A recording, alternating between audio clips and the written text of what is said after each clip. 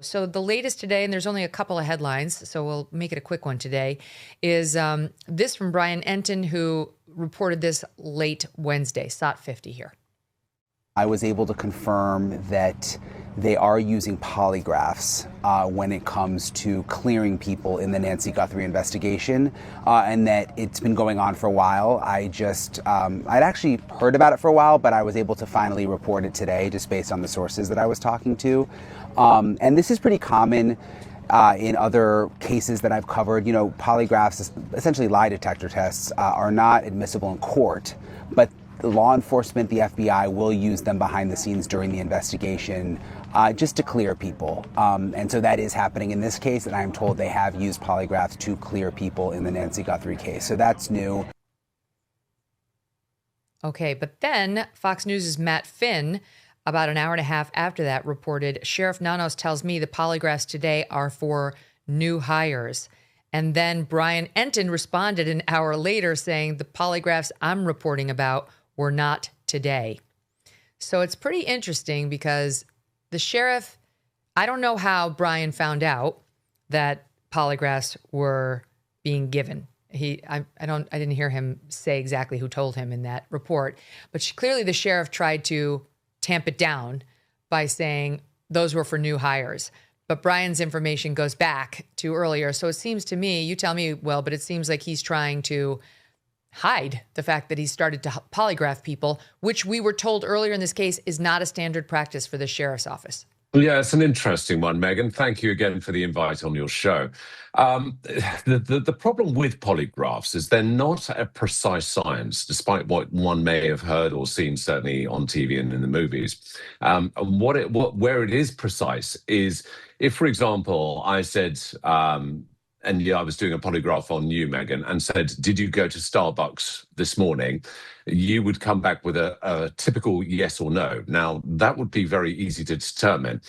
If I said to you, because you'd had a bad morning, Megyn, did you go and get a coffee at Starbucks and intend to rob the place?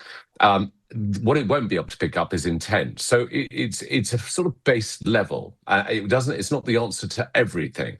But the fact that they're using it in the background is kind of interesting in terms of determining certainly just some of the categoric facts of what they may want to identify in terms of people's movements or people's specific activities. And remember, it has to be, it's based on specificity. I'm trying to get my teeth in today. That's a tough one, specificity. Yeah. I hear that. I'm of two minds because I do find it very telling. Like whenever you listen to the Dateline and they give the polygraph, the murderer always fails it. Like you rarely hear that he passed it when he was actually the murderer. They usually fail.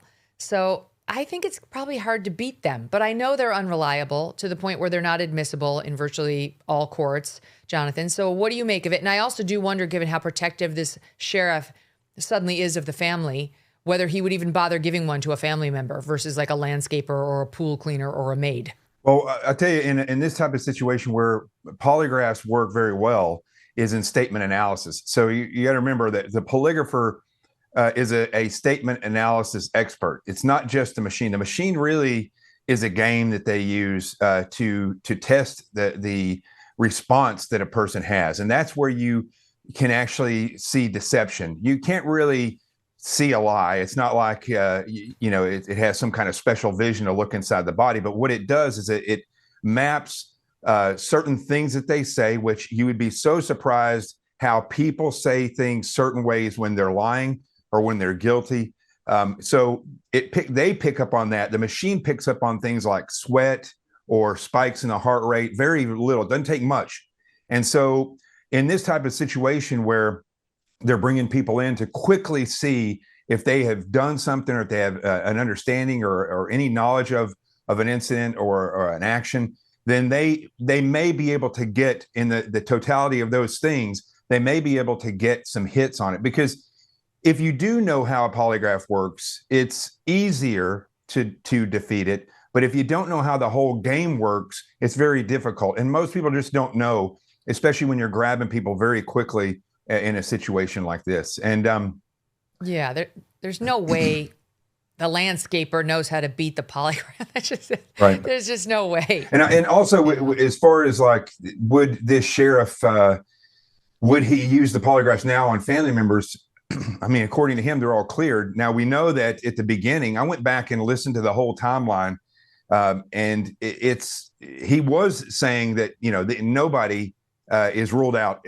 That's in the beginning. Yeah, but this is he said that on Sunday. This is the same sheriff, though, that I was just reading through the timeline right here on February 2nd, which is a day and a half after Nancy went missing. He says that they were going to give the investigators, they'd stop the investigation or shut it down to give his team time to rest. And then the very next statement, he says, we believe now, after we proceeded we processed the crime scene, that we do, in fact, have a crime. This guy makes no sense.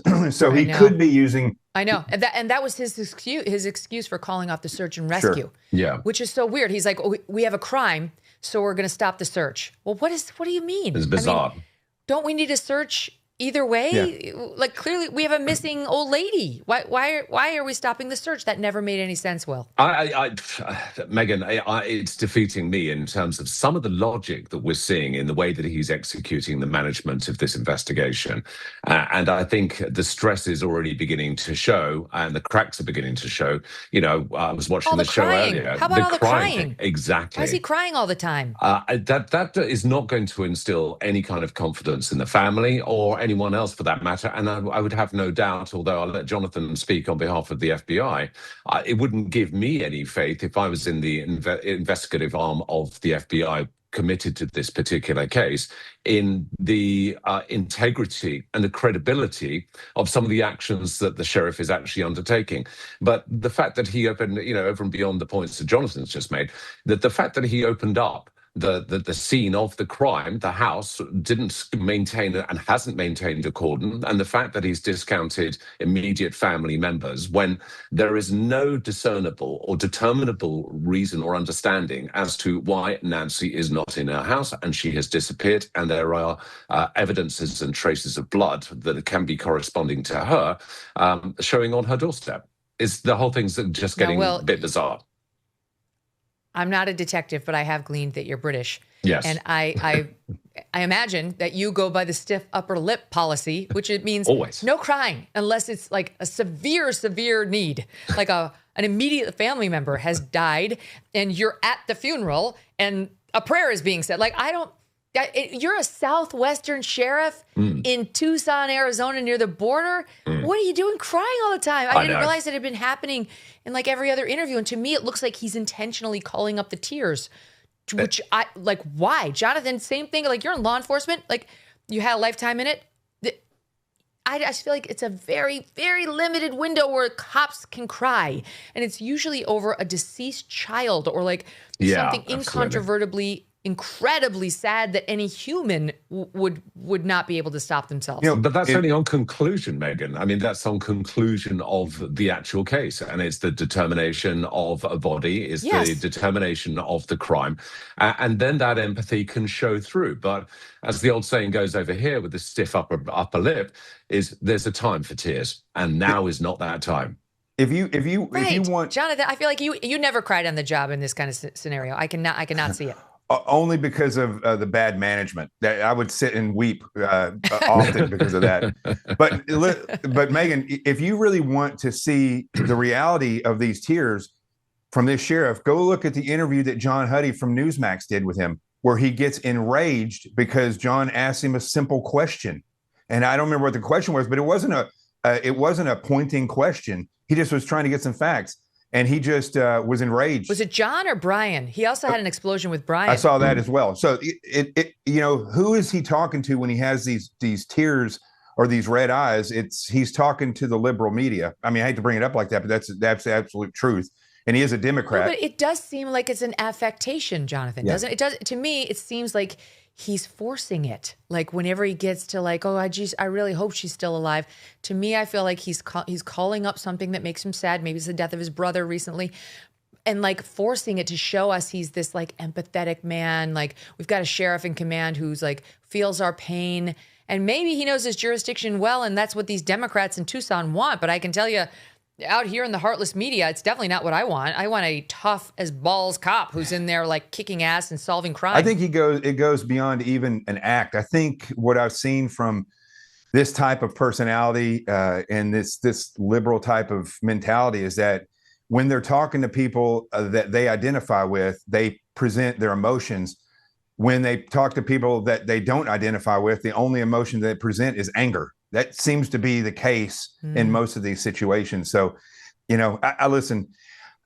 As long as the investigators that are on there doing the real work are working hard and diligently doing what they need to do, I think we'll get closer to resolving this eventually. But I just have lost faith in law enforcement executives. I mean, I lost faith in that a long time ago. Well, when I left you're the Bureau. not it. Here's listen to this. Here's the former Pima County Chief Deputy Sheriff Richard Carmona, who has spoken out now on behalf of not just himself, but it sounds like some other law enforcement out there in Pima County in SOT 53. Many of my colleagues in law enforcement here had some concerns with the way the sheriff was managing this, and especially his communication, or very poor communication, to the public, making statements that were, well, quite frankly, just awful and incorrect, and taking actions that were incorrect as well. So a number of us decided we needed to say something about it, because we did not want it to reflect on our community and the Sheriff's Department, which has been an extraordinary law enforcement agency that I worked with for 3 decades and had a national reputation. But this aberrancy hopefully will go away, and we'll get back to doing what we're supposed to do. But I speak for most law enforcement in Southern Arizona, that we are very unhappy with the way this sheriff has conducted himself during this very important investigation. In asking what my colleagues feel, all of us have been very embarrassed with the way law enforcement has been represented here. Let me tell you something, Will. Yeah. I think I know why the sheriff's doing one-on-one interviews with the media now instead of a presser. Go on. No FBI. Ah. You don't have to worry about the FBI. It's just the Sheriff Nanos show. It is the sheriff show. That is absolutely so obvious. I mean, and the thing is it also is showing that he doesn't have the experience to be able to manage a case like this. I've managed some incidents which have been significant and undeterminable in the first instance, and it takes some time to actually pick it to pieces to determine and find out and establish what's actually happening or what has happened. And these are marathons. They're exhausting. You work on and operate on little sleep. And he fits the profile, the type of individual that, comes in very robust in the first instances, but cracks after a very short period of time. They have little puff inside them, and they are spanked within a very, very short period of time.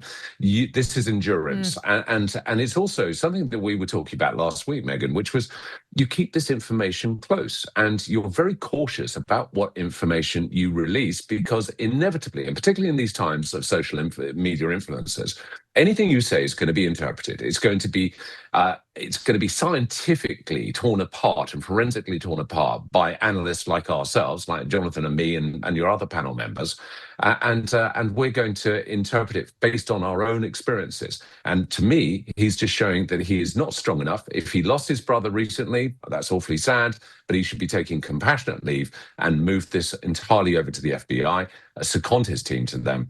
They can crack on, do the actual work, and ensure that the messaging is accurate, but also limited. That's very important. Mm-hmm. And consistent, not like no one's been ruled out. Oh, all the family's been ruled out. Yeah. Wait, no, they haven't been ruled out. I did pull the language. They have not been identified as suspects, which is not the same as ruled out. Like all over the board, the rest of us all have whiplash in trying to keep up. International disputes, inflation, rising national debt, digital currency. There is a never-ending list of reasons gold has risen over 700% in the last 20 years. And a never-ending list of reasons smart Americans diversify a portion of their savings into precious metals with Birch Gold Group. Gold can thrive during uncertainty, which is why it is a crucial part of a balanced strategy. It gives you peace of mind given all the events that could impact the U.S. economy. See if holding gold in a tax-sheltered retirement account is right for you. Birch Gold can help you convert an existing IRA or 401k into an IRA in gold. Just text MK to the number 989898 to receive your free info kit on gold. There's no obligation, just useful information. With an A+ rating from the Better Business Bureau and tens of thousands of happy customers, consider letting Birch Gold help you diversify with gold, so you too can have peace of mind regardless of the uncertainty. Text MK to the number 989898. Thanks so much for watching. If you like what you just saw, hit the subscribe button for more clips and full episodes.